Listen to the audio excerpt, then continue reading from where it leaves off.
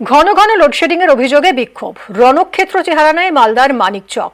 পুলিশের উপরে হামলা চলে, রক্তাক্ত হন আইসি, নয়নজুলিতে ফেলে দেওয়া হয় পুলিশের গাড়ি, পাল্টা পুলিশও গুলি চালায়। অন্যদিকে দোসর চাঁচলও উত্তপ্ত হয় গতকাল। এখানে আবার দুর্ঘটনা ঘিরে উত্তেজনা, বিক্ষোভের মুখে পড়ে পুলিশ।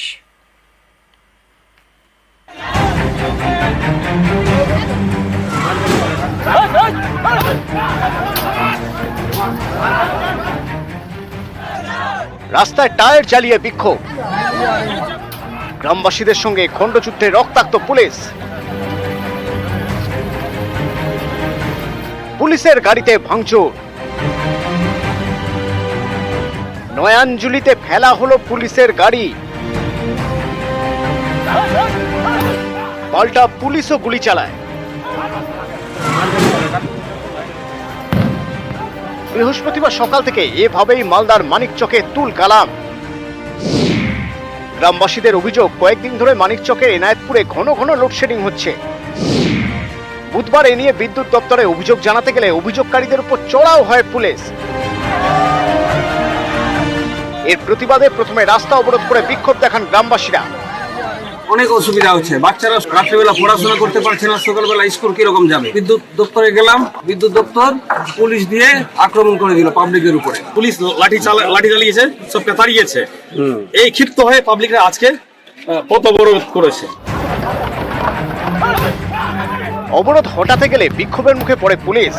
গ্রামবাসীদের সঙ্গে শুরু হয় খণ্ডযুদ্ধ, রক্তাক্ত হন আইসি। পুলিশের গুলিতে কয়েকজন জখম হন বলেও অভিযোগ।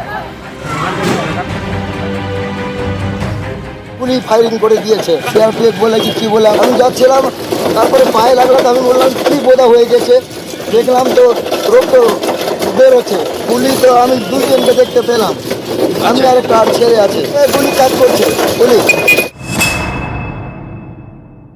जहाँ पुलिस शेल्टर लिया था, घर के अंदर और सिविलियंस भी थे। पुलिस ने पूरा कोशिश किया कि नॉन लीथल से जितना उनको प्रोटेक्ट कर सके। When became dangerous to life of the police personnel itself as well as the civilians, जब वो पेट्रोल डाल के उस मोटरसाइकिल को आग लगा के और उसकी दीवारों पे पेट्रोल छिड़कने का कोशिश करके उसको आग लगाने की कोशिश किया, तब पुलिस ने सेल्फ डिफेंस में फायर किया।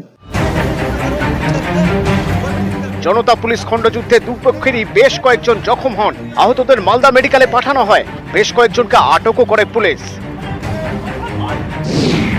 মানিকচকের এই ঘটনায় জেলা শাসকের থেকে রিপোর্ট চেয়েছে নবান্ন।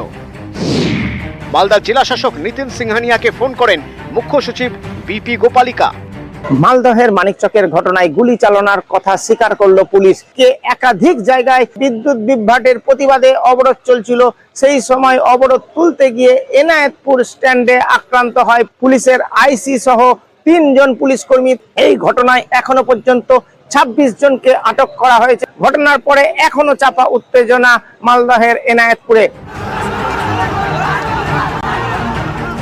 এদিন মালদার চাঁচলেও পরিস্থিতি গরম হয়ে ওঠে, পুলিশকে ঘিরে দেখানো হয় বিক্ষোভ।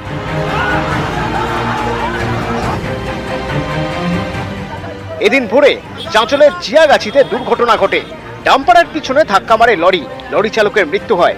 গ্রামবাসীদের অভিযোগ, থানায় খবর দেওয়ার অনেক পরে ঘটনাস্থলে পৌঁছয় পুলিশ। এ নিয়ে মালদা শামসি জাতীয় সড়ক অবরোধ করে শুরু হয় বিক্ষোভ। 4 ঘন্টা ধরে আমি আছি গাড়িটার কাছে, কোনো পুলিশ কোনো মাথা ঘামাচ্ছে না, আসছে যাচ্ছে ছবিটা মারে করছে, কিন্তু পুলিশ কোনো আইন কাজ করছে না। তার জন্য আমরা সবাই মিলে গ্রামবাসী পথ অবরোধ করেছি। জাতীয় সড়কে অবরোধের জেরে ব্যাপক যানজট হয়। পরিস্থিতি সামাল দিতে গেলে বিক্ষোভের মুখে পড়ে পুলিশ। একজনকে হসপিটালাইজ করেছি, একজনকে চাঁচল হসপিটালাইজ করেছি, কিন্তু তারপরে ওই যে এরকম পুলিশের উপরে হামলা। কারা করছে এই হামলা? পাবলিক পুলিশ বিভিন্নভাবে ব্যবস্থা করছে। গ্যাস কাটার, আমি হসপিটালকে ফোন করেছি যে আপনারা এখানে প্রাথমিক ট্রিটমেন্টটা দিন। ক্যামেরায় লিপেশ আল্লাহর সঙ্গে সেবক দেব শর্মা, নিউজ 18 বাংলা, মানিকচক। মালদার মানিকচকের এই ঘটনা নিয়ে বিবৃতি প্রকাশ করেছেন বিদ্যুৎ মন্ত্রী অরূপ বিশ্বাস। সেখানে তিনি উল্লেখ করেছেন, এই ঘটনা অত্যন্ত দুঃখজনক হলেও এর সঙ্গে লোডশেডিং এর কোনো সম্পর্ক নেই। বাংলায় এখন আর কোথাও কোনো লোডশেডিং হয় না। মুখ্যমন্ত্রী মমতা বন্দ্যোপাধ্যায় বাংলার অভিধান থেকে লোডশেডিং শব্দটাকে চিরতরে মুছে দিয়েছেন। অরূপ বিশ্বাস তিনি বিবৃতিতে যেটা বলেছেন, উল্লেখ করেছেন যে এনায়েতপুরে 3টে টাওয়ার বসানো নিয়ে সমস্যা চলছে। ওই 3টে টাওয়ার বসানো সম্ভব হলেই বিদ্যুৎ পরিষেবা আরো অনেক ভালো হবে, বিদ্যুৎ পরিষেবা পৌঁছানো সম্ভব হবে, উন্নত মানের বিদ্যুৎ পরিষেবা দেওয়া যাবে বলে উল্লেখ করেছেন অরূপ বিশ্বাস তাঁর এই বিবৃতিতে।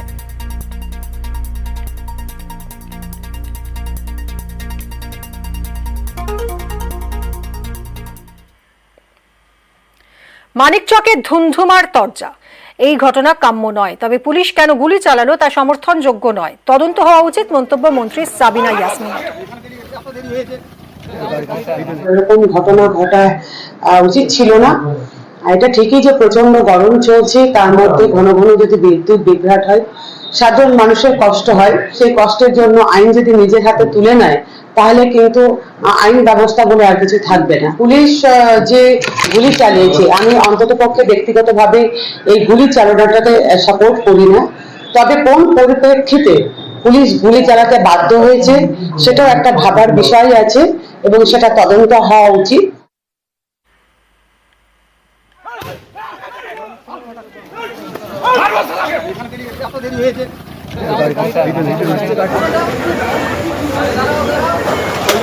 রাজ্যে একের পর এক ঘটনাতে বোঝা যাচ্ছে যে রাজ্য প্রশাসনের উপর, পুলিশের উপর মানুষের ভরসা বিশ্বাস আর নেই, কটাক্ষ করেছেন সুকান্ত মজুমদার।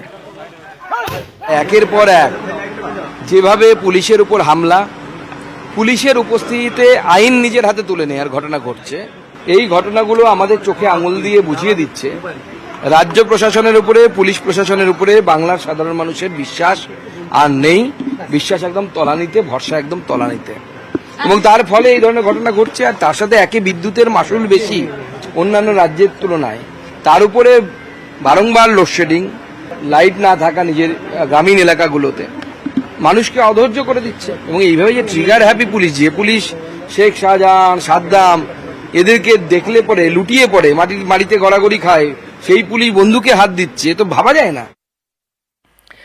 মানিকচকের ঘটনায় আহতরা ভর্তি হাসপাতালে, তাদের দেখতে যান মন্ত্রী সাবিনা ইয়াসমিন। তিনি হাসপাতালে যান, আহতদের সঙ্গে কথাও বলেন।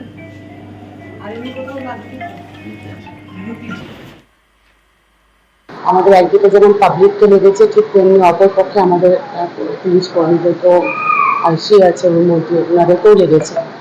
ফলে আমাদের কাছে দুটোই খুব বাজে ঘটনা, আমাদের অ্যাডমিনিস্ট্রেশনও আমাদের কাছে, পাবলিকও আমাদের কাছে। তবে প্রপার ইনভেস্টিগেশন হোক, তারপরে আমরা বলতে পারবো যে কি হয়েছে। ঘটনাটা খুব খারাপই হয়েছে। মারপিট হচ্ছিল পুলিশওয়ালার দিকে, রাত্রিল এখানে দাঁড়িয়েছিলাম আর গুলি মেরে দিল পুলিশ।